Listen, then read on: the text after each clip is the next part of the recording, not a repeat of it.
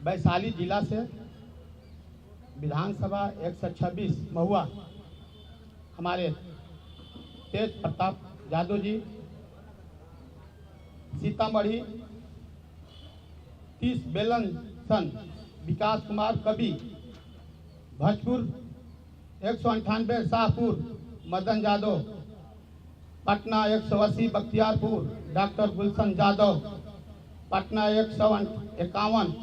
191 विक्रमगंज अजीत कुशवाहा, भोजपुर 197 जगदीशपुर नीरज राय, गया 233 अत्रि अविनाश, गया 234 बशीरगंज प्रेम कुमार, दरभंगा 80 बेनीपुर अवध किशोर झा, पटना 187 मनेर शंकर यादव, बक्सर 201 डुमराव दिनेश कुमार सूर्या, मोतिहारी 14 गोविंदगंज आशुतोष, पटना 184 पटना साहेब मुन्नू कुमारी अधिवक्ता, मधेपुरा 73 मधेपुरा संजय यादव, मोतिहारी 3 नरकटियागंज तरीफ खान,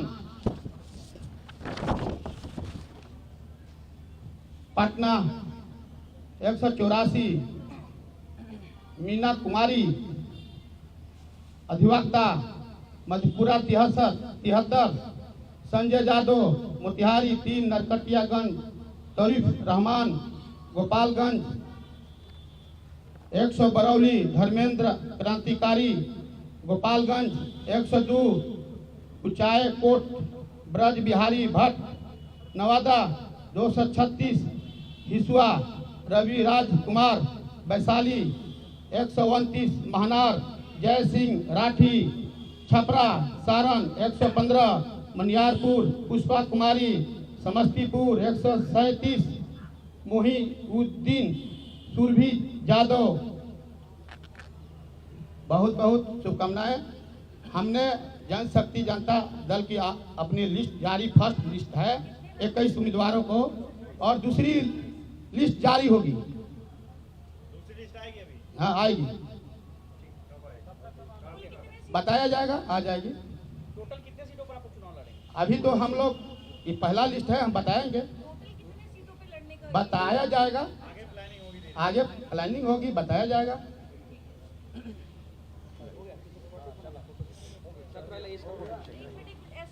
ये दे दीजिए, फोटो खींचेंगे।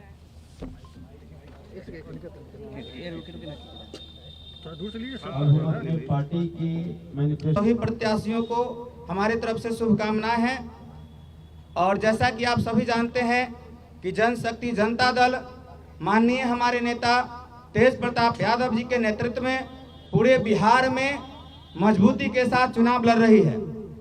साथियों, आपको हम बताना चाहते हैं कि बिहार के हमारे पहले नेता हैं जिनका यह विचार है कि मुख्यमंत्री का संतान हो या गरीब मजदूर का संतान, सबकी शिक्षा एक समान होगी। हमारी सरकार आती है, माननीय तेज प्रताप यादव जी मुख्यमंत्री होते हैं, तो अमीर गरीब मजदूर किसान या हो दलितों की संतान, सबकी शिक्षा एक समान। बिहार में आज कई प्रकार का सिलेबस जो चल रहा है वह नहीं चलेगा। एक समान शिक्षा मुख्यमंत्री के बच्चों के लिए भी और गरीब मजदूर के बच्चों के लिए भी दिया जाएगा। स्वास्थ्य सुविधाओं के लिए भी समान स्वास्थ्य प्रणाली लागू किया जाएगा। आज जो स्वास्थ्य के नाम पर लूट खसोट हो रहा है, गरीबों का शोषण हो रहा है, उस पर अंकुश लगाया जाएगा। साथ ही आज बिहार का सबसे बड़ा समस्या पलायन है, रोजगार है। बेरोजगारों को रोजगार नहीं मिल रहा है। हमारे बिहार से लाखों लोगों को, अभी छठ का पर्व का समय है, आप देखेंगे कि ट्रेन में धक्का खा कर करके भर भर के लोग, जिसमें 300 लोग आना चाहिए उसमें 1500 2000 लोग आते हैं। और जिल्लत की जिंदगी बिहार से बाहर हमारे साथियों को जीना पड़ता है। उसके लिए हम लोगों ने तय किया है कि बिहार को लोगों को बिहार में ही रोजगार दिया जाएगा, उद्योग लगाया जाएगा। एक समय था कि हमारा बिहार देश का 33% चीनी उत्पादन करता था। आज वो सभी मिलें बंद है, तो हमारे नेता ने यह तय किया है कि बिहार के सभी जिले में एक एक चीनी मिल खोला जाएगा, जिससे करोड़ों लोगों को बिहार में रोजगार मिलेगा। जिन मजदूर भाइयों को पलायन करना पड़ता है बिहार से बाहर, उन लोगों को पलायन नहीं करना पड़ेगा। चीनी मिल के माध्यम से मजदूरों को बिहार के खेतों में ही मजदूरी करने के लिए काम मिल जाएगा। बेरोजगारों को चीनी मिल में रोजगार मिल जाएगा। जिन किसानों की स्थिति खराब है, उन लोगों का आय अच्छा हो जाएगा। जमींदार की भी जमीन रहते हुए भी आज स्थिति खराब है, उनके भी बच्चे पढ़ लिख नहीं रहे हैं, उनको भी तो पैसा का आमदनी हो जाएगा, उनका भी परिवार बेहतर तरीके से चलेगा। साथियों, आज किसानों का जो बदहाली है, उसके पीछे एक और कारण है कि सरकार का कोई ठोस विजन नहीं है। किसान कोई फसल उपजाता है, उसको कहाँ बेचेगा, उनके पास कोई व्यवस्था नहीं है। हम लोगों ने तय किया कि प्रखंड स्तर पर बाजार समिति का हम लोग निर्माण करेंगे और सभी किसानों को फसल ट्रेडिशनल फसल का खेती करे, सब्जी का खेती करे, फल का खेती करे, औषधीय पौधों का खेती करे, उनके लिए ट्रेनिंग दिया जाएगा। और हम लोग हर चीज का अपने मंडी में लेकर के और उसको ब्रांडिंग करके बिहार और बिहार के अन्य राज्यों के बाहर अन्य देश तक पहुंचाने का काम करेंगे, जिससे बिहार हमारा मजबूत होगा।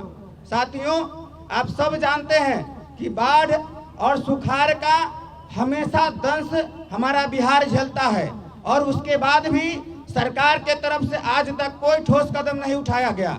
हम लोगों ने जनशक्ति जनता दल ने यह तय किया है कि हमारे नेता की सरकार, हमारे नेता मुख्यमंत्री बनते हैं तो बिहार में सभी नदियों को, सभी नहरों को, सभी नालों को एक दूसरे से जोड़ा जाएगा, ताकि कहीं सुखाड़, बाढ़ जैसे विषम परिस्थितियों का सामना नहीं करना पड़े।